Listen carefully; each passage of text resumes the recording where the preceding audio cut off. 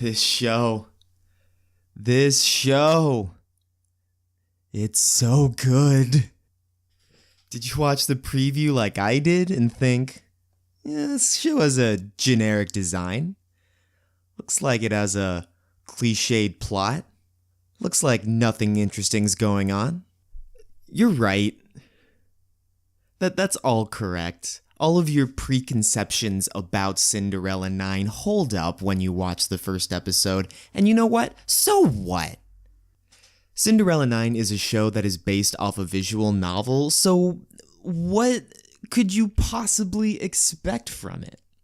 I look at a preview and I think, these are cute girls playing baseball, and that's exactly what this show delivers.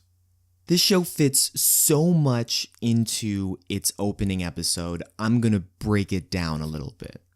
So the first thing we see is an opening 30 seconds of a girls' baseball game being played. And this isn't girls playing baseball with the boys. There are two teams of girls playing high school baseball. We see these awesome still frames of a catcher, of some infielders, of a ground ball down the third baseline, and it gets you hyped for what is going to be a sports show about girls playing baseball. We go back a few months and we see our main character Tsubasa with long red hair and a big, vivid, happy expression try to sell the entire school on a girls' baseball club.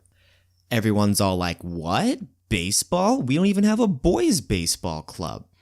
And through the recruitment process, we get two new characters that come into the show. We get Ukita, who is a small girl in a cat jacket, and the tall blonde Nozoki, who sign on to join the baseball club.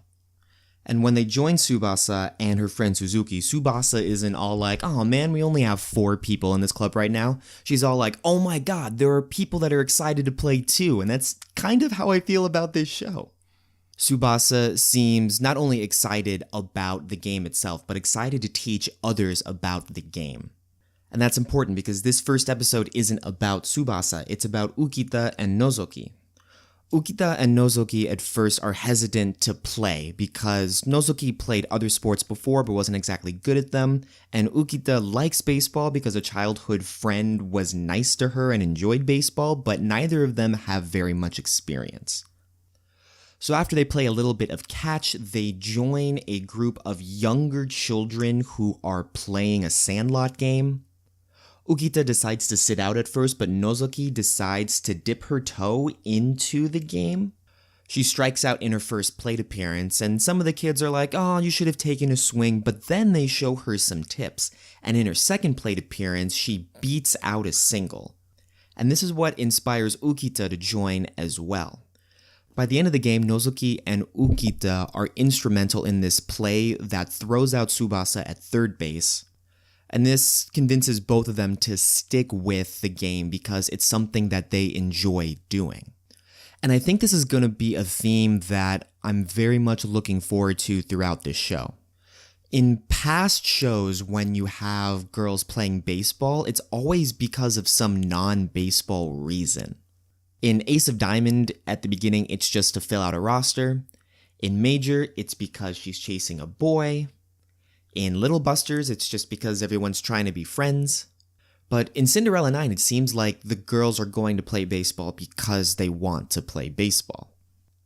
And so Ukita and Nozoki part ways with Tsubasa and her friend, and that seems like the end of the episode, except it's not, because this first episode packs in an antagonist and a cliffhanger as well. It might seem like I'm overexcited for some generic anime principles, but I'm just amazed that a show like this that doesn't really have much going for it was able to pack so much into its first episode and keep the pacing the right way. It never felt rushed, it felt as if I was learning enough about each character, but also wanted to know more about them, enough to stick with the show past the first episode. Granted, all of this is predicated upon the idea that I really enjoy baseball and watching it, and I don't think anyone who doesn't enjoy baseball is going to get the same thing out of it that I do. But if you're into the romanticism of the game itself, this is something that you can't miss. This is something that you will enjoy. Beyond that, the visuals I thought were a lot more impressive than I thought they would be. Because yeah, all the girls look the same but with different hair and eye color, and yeah, the school looks really generic and there's some painfully bad CGI sakura leaves falling.